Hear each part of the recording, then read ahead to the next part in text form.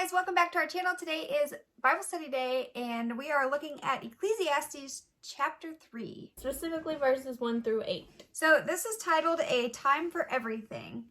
And it says, "For everything there is a season, and a time for every matter under heaven. A time to be born and a time to die. A time to plant and a time to pluck up what is planted. A time to kill and a time to heal. A time to break down and a time to build up. A time to weep and a time to laugh. A time to mourn and a time to dance. A time to cast away stones and a time to gather stones together. A time to embrace and a time to refrain from embracing. A time to seek and a time to lose. A time to keep and a time to cast away. A time to tear and a time to sow. A time to keep silence and a time to speak. A time to love and a time to hate. A time for war and a time for peace." So we were reading the intro to Ecclesiastes and thought the theme was very relatable, so I'm going to read it to you. The theme of Ecclesiastes is the necessity of fearing God in a fallen and therefore frequently confusing and frustrating world. Okay, so for everything there is a season and a time for every matter under heaven. So that kind of just points to kind of how our seasons come and go, and so do like our life circumstances and our emotions and just everything that humans go through. It all just kind of has like time frames that you have to experience those things. That just encompasses what the human life is. So a time to be born and a time to die, a time to plant and a time to pluck up what is planted is just kind of showing a life cycle. A time to kill and a time to heal. A time to break down and a time to build up. I'm not sure what they mean like by kill and heal. Kill and heal. Heal. I have a hard time saying that. Kill and heal. So maybe like butchering animals for food would be a time to kill. Oh, well, this is in the Old Testament, so maybe it's like for sacrifices.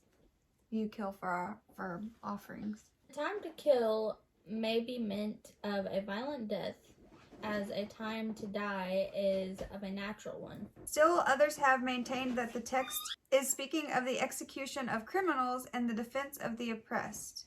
It could have been like ordering someone to death because of what they had done. But then a time to heal, well, people get sick. Or mental healing. Help heal. Yeah. Not always, but it kind of reminds me of like a lot of times our mental state can be helped by the encouragement of someone else or just being able to talk to somebody else and kind of release whatever you've got built up inside. That's one way that we can help each other, and we don't really realize that we have the power to do that, but you do. All right, so then a time to break down and a time to build up. Well, I think like time to break down is like it's perfectly normal to not be okay sometimes, and sometimes we just have to, this hair, where is that at? Okay. Sometimes we just have to give ourselves the time to feel that emotion and climb back out of it. Time to build up. Yeah, you gotta build yourself back up. If you start a business and it's not doing so good, then maybe it's time to break that down. And then there are times to start new things and begin building new things. So, a time to weep and a time to laugh. A time to mourn and a time to dance. On gotquestions.org. What does it mean that there is a time to weep and a time to laugh? More than once, Jesus himself was overcome with sorrow to the point of weeping. It's John 11:32 and Luke 19:41. If we live very long, we'll eventually endure times when we want to say, like the psalmist, "My tears have been my food day and night," and that's Psalms 42:3. Conversely, we will experience seasons of joy and laughter. King David acknowledged that weeping may stay for the night, but rejoicing comes in the morning, and that's Psalms 30, verse 5. Another thing that just points to that is a normal human response, and that's kind of what I get more than anything out of this. Like, if you're going through a time like any of the things that are talked about in this, you're normal. Like, it's not something that nobody else experiences. You're not in it alone. There's somebody else out there that can relate to your situation. Just know that you're not alone in it. A time to cast away stones and a time to gather stones together. A time to embrace and a time to refrain from embracing. A time to seek and a time to lose. A time to keep and a time to cast away. In the commentary on time to lose, it says to give up on looking for a lost item. So sometimes like it's just time to give up. Sometimes you gotta let things go. And that's kind of like when I was talking about like the business thing earlier. If something's not working out, then let it go. You know? But also like maybe try really hard first before you let it go.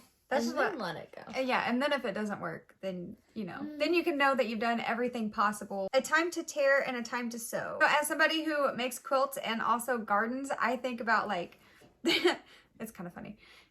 A time to sew, like there's a time to make quilts and like turn fabric into things. And then I think about gardening and I take my fabric and I rip it into strips so that I can tie up my tomatoes. That's what it makes me think of. So a time to tear your fabric and there's time to sew your fabric. When I think about it, I think there's times to tear yourself down and there's times to mend yourself back together. That was beautiful. That might have been better than mine. What you said kind of reminds me of like a time to tear yourself down. It sounds a little harsh, but there's those times that you have to self-reflect and see like what am I doing wrong? Yeah, like what's my part in this and how can I fix myself to make this situation better? So and then you mend it back together by fixing yourself and your problems. Or letting God work in you, like allowing God to mend you. Yeah.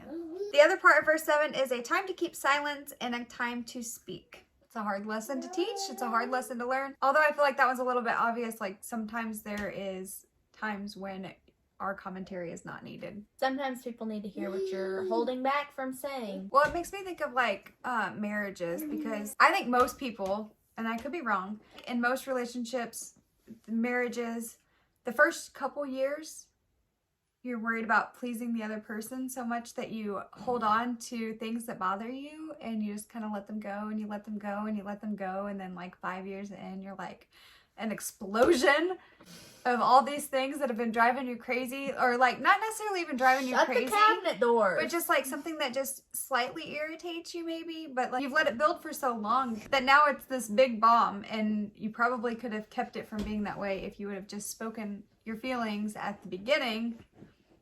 But a lot of times we don't do that. So sometimes there is a time to speak. On a different note, also, if something is going against the Bible and you're witnessing something that's going against the Bible, you should stand up for that.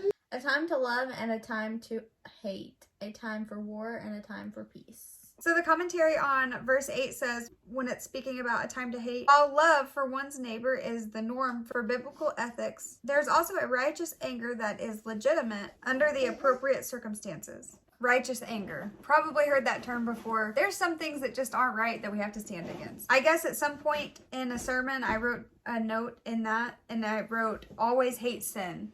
So, like I said a while ago, if it goes against God, we should have a distaste for it. I do feel like people use the word hate in the wrong context a lot. If you just randomly say you hate somebody and you have no reason to actually have hate toward that person. Yeah.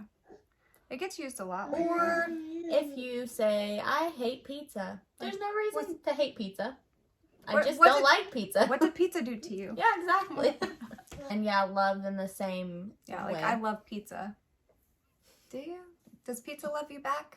All right, so then also in the commentary, just for this section, like the overview, it says, there is an appropriate occasion for every human event or activity.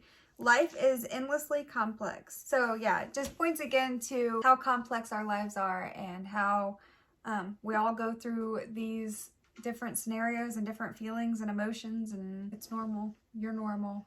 We're normal. Sometimes it's not fun, but it's part of life and we gotta do it. And with God by your side, you can get through anything. All right, guys, so that is it for this Bible study. We hope you enjoyed it. We hope you didn't mind the dinosaur in the background.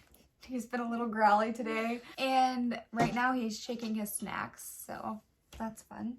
If you guys like Bible studies like this, we post them every Monday. We also post faith-based content on Wednesdays and something fun on Fridays. If you do enjoy our videos, be sure to like and subscribe to our channel. And if you want to be notified when we upload, hit the little bell after you subscribe. Other than that, we hope you guys have a good day, have a good week, and we will see you guys in the next one. Don't forget to shine. Bye.